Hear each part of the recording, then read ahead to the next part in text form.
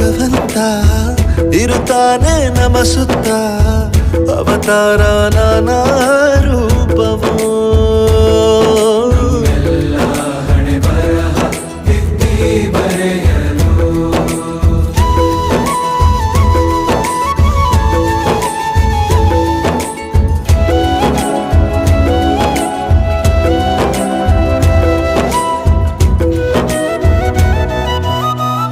ಬಾಳಲ್ಲಿ ಲೆಕ್ಕ ಎಷ್ಟು ಮುಖ್ಯ ಎಂಬುದ ಬೆರಳಲ್ಲೇ ತೋರಿ ಕಲಿಸಿದ ಗುರುಗಳೇ